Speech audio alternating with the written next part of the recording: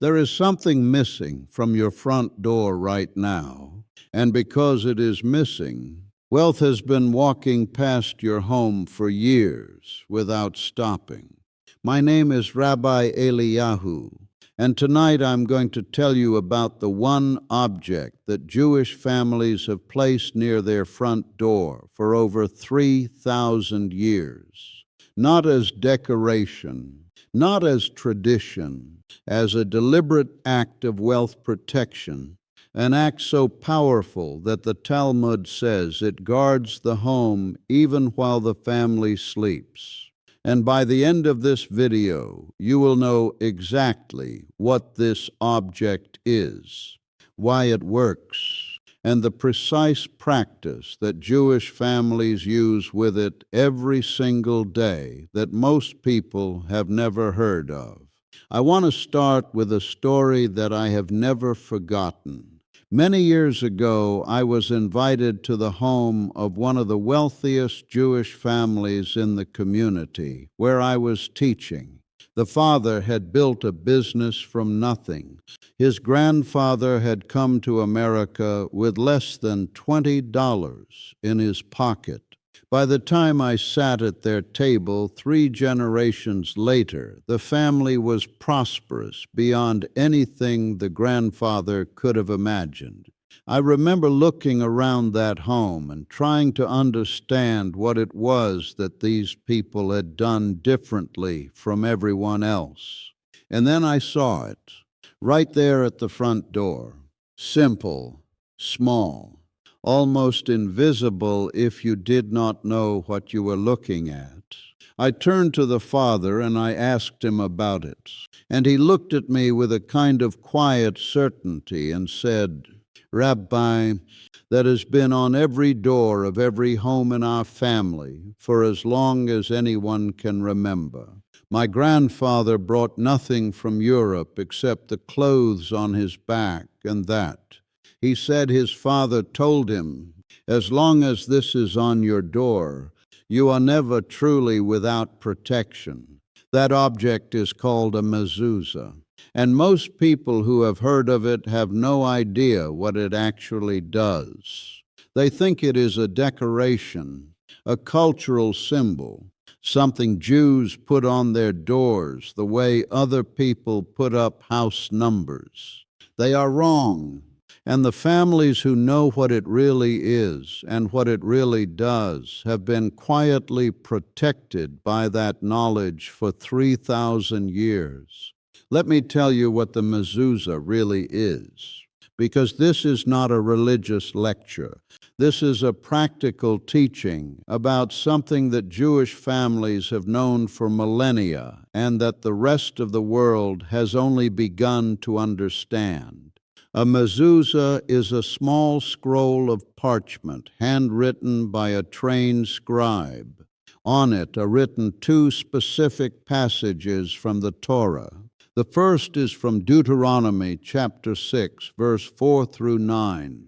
The second is from Deuteronomy chapter 11, verse 13 through 21. These are not random passages. They contain within them the most fundamental declaration of Jewish faith. And written on the back of the scroll, in Hebrew, is one of the most powerful names of God, Shaddai, which is not only a name, it is an acronym, Shin, Dalet, Yud, Shomer Daltot Yisrael, the guardian of the doors of Israel. This scroll is placed in a case and fixed to the right side of the doorposts. And according to 3,000 years of Jewish law and tradition, from the moment it goes up, the protection begins. Now, I want to be honest with you, because there has always been a debate about this. Maimonides, the great Rambam, one of the most brilliant Jewish thinkers who ever lived, warned against treating the mezuzah as a simple lucky charm. He said that its primary purpose is to remind us, every single time we pass through a doorway, that God is present, that we are not alone, that there is a higher order governing our lives. And that reminder, that constant daily activation of awareness, is itself the most powerful form of protection there is. Because a person who moves through their days with that awareness makes different decisions than one who does not. They are more careful, more grateful, more attuned to opportunity and danger alike. But here is where it gets truly remarkable. The Zohar, the central text of Kabbalah, goes much further. The Zohar states that the forces that drain wealth and prosperity from a home dwell near the door, because the door is the boundary between the private world inside and the unpredictable world outside. And the Zohar teaches that the mezuzah, containing the holy name on its outer surface, creates a field of protection at precisely that boundary point. It says, and I translate carefully, when the forces of diminishment come to the door of a house, they raise their eyes and see the holy name written on the mezuzah, and they flee. Now, I am not asking you to accept mystical theologies. What I am asking you to consider is the psychology behind this. A home that is consciously marked as a protected space, where the family intentionally declares at the threshold that abundance is welcomed and scarcity is refused entry. That home operates differently from one where the family passes through the door every day with no thought at all about what they are carrying in or out with them.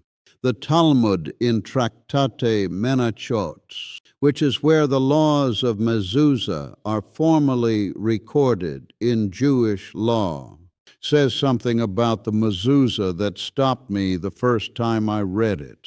It says that while most earthly kings sit inside their palaces guarded by soldiers posted outside, God does the opposite. His people sit inside their homes, and He guards them from the outside.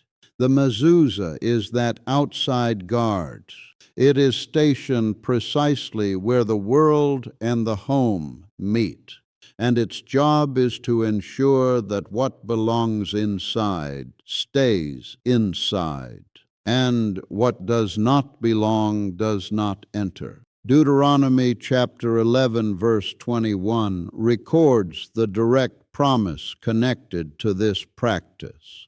So that your days may be increased and the days of your children on the land that God swore to your ancestors to give them for as long as the sky is above the earth. The rabbis understood this promise to include not only longevity, but prosperity, a longer, richer life. Those are the words of the Torah itself, not a wealth guru, not a financial advisor. The Torah, connected directly to this one object on your doorpost. I want to tell you about the story of a Persian king named Arteban.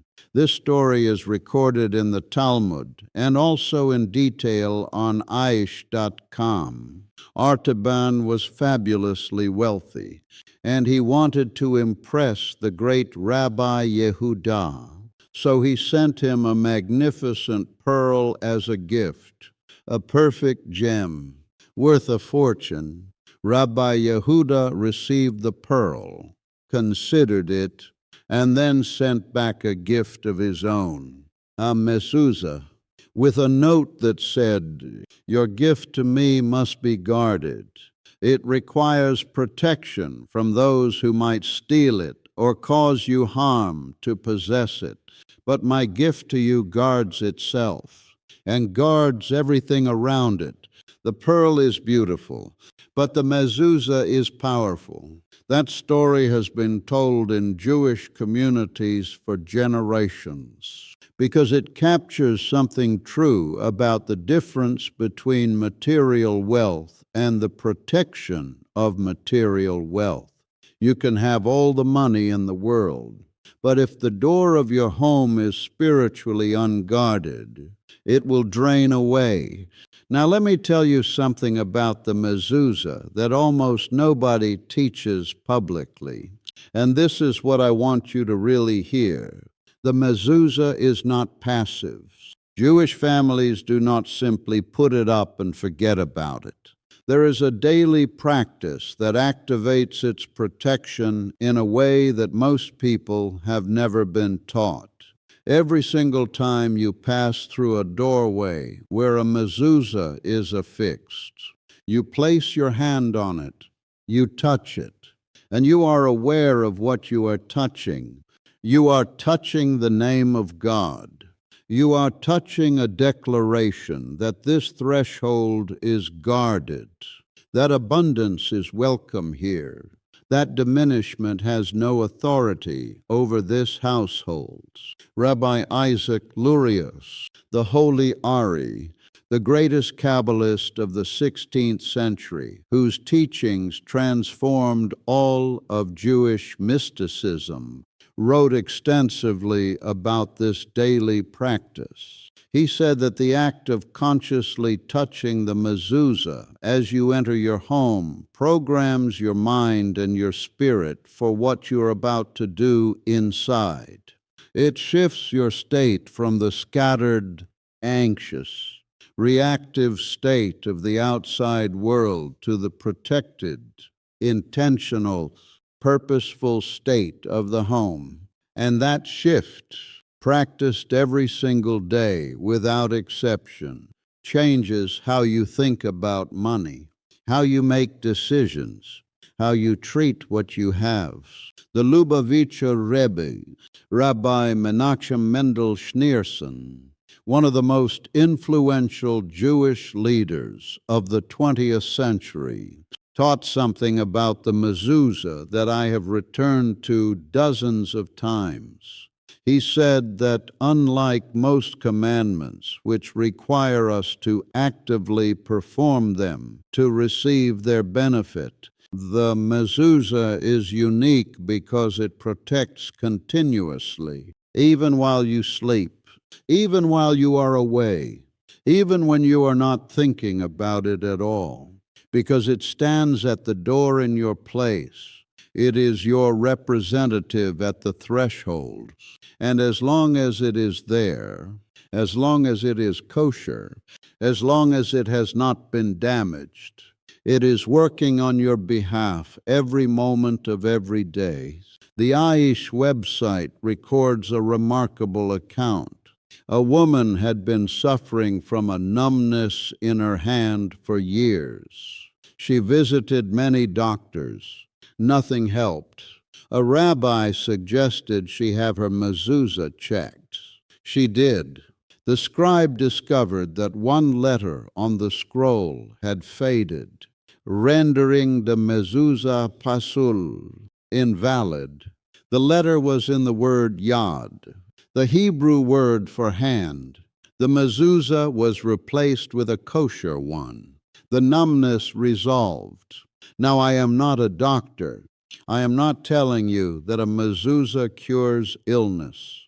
What I am saying is what Jewish tradition has always said. There is a connection between the spiritual state of a threshold and the well-being of everything inside it. And when that connection is broken, even subtly, things go wrong in ways that are hard to explain. Now, I want to give you the complete practice, because knowledge without action is meaningless. And this practice has three parts that Jewish families have kept for 3,000 years. The first part is the placement itself. The mezuzah must be placed on the right side of the doorpost as you enter, not the left, not the middle, the right side.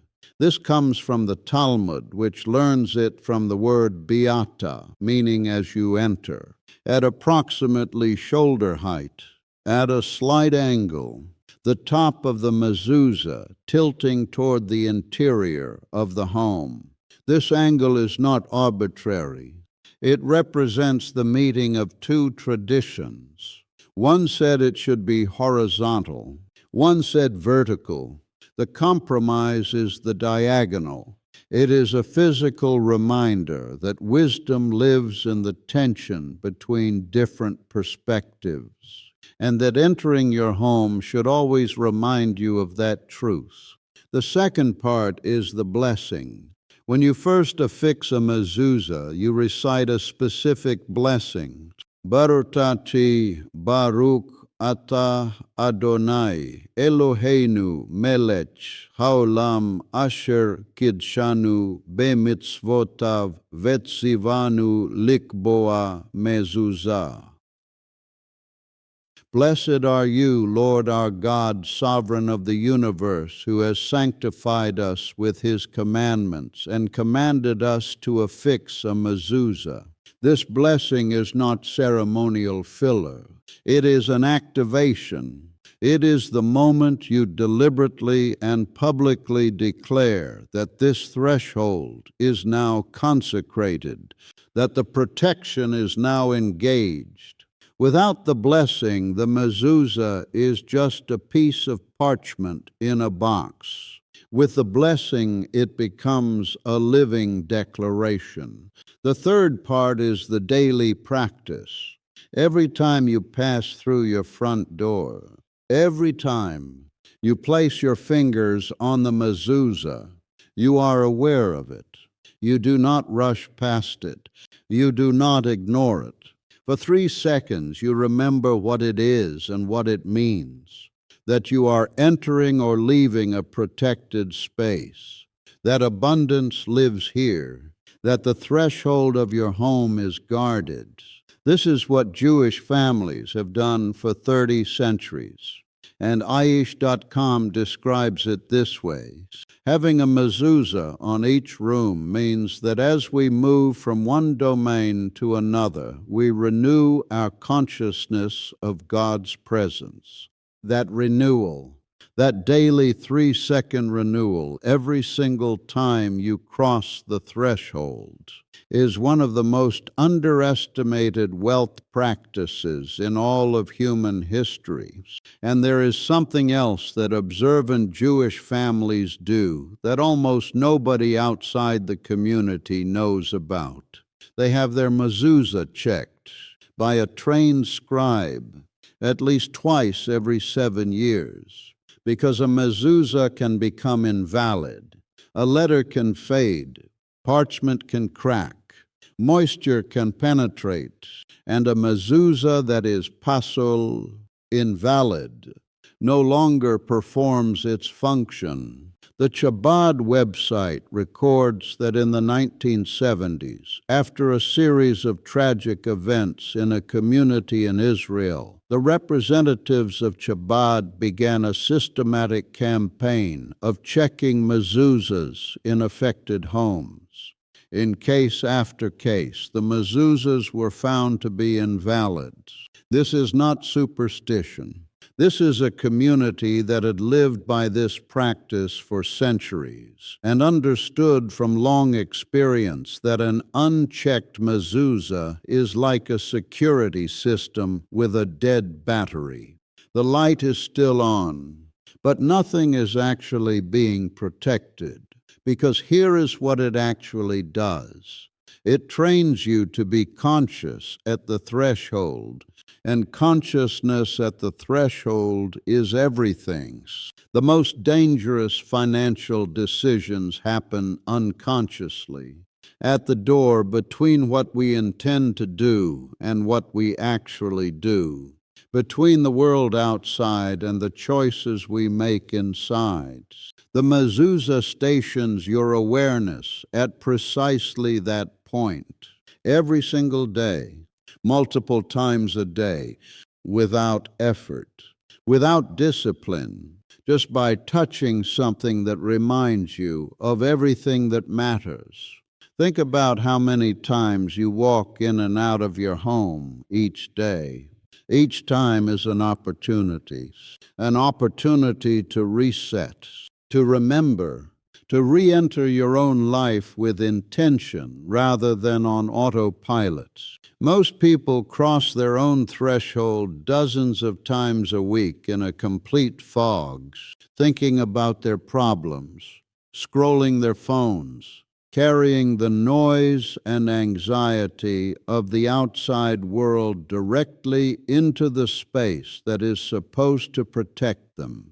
The mezuzah breaks that pattern, not dramatically, not loudly, but consistently, day after day, year after year, generation after generation. And that consistency, that quiet daily interruption of unconsciousness, is what Jewish tradition says creates the conditions for blessing to accumulate rather than drain away. There is one more thing I want to tell you, and this comes from the Zohar directly. The Zohar says that the word mezuzah contains within it two other words, zaz and mavet, move death. The mezuzah literally contains a command, move death away from this threshold, move scarcity away, move diminishment away, move everything that would drain the life from this home, away. And what remains after everything harmful has been moved away is what Jewish tradition calls bracha, blessing, the fullness of what a home and a family and a life can be when the threshold is protected. That father I told you about at the beginning of this video, the one whose grandfather came from Europe with nothing. I asked him once whether he thought the mezuzah had made his family wealthy. He was quiet for a moment. Then he said, "I do not think it made us wealthy. I think it made us the kind of people who could receive wealth." There is a difference. Subscribe to this channel right now and turn on notifications. Every week I bring you ancient Jewish wisdom about money and prosperity and the hidden practices that Jewish families have protected for 3,000 years. Teachings from the Talmud, from the Zohar, from the great Kabbalists and rabbinical authorities of every generation. Leave a comment right now and tell me what is currently on your front door, because I want to know, and share this with one person whose door has nothing on it, because protection begins at the threshold, and it begins tonight. May your threshold be guarded. May abundance know exactly where you live.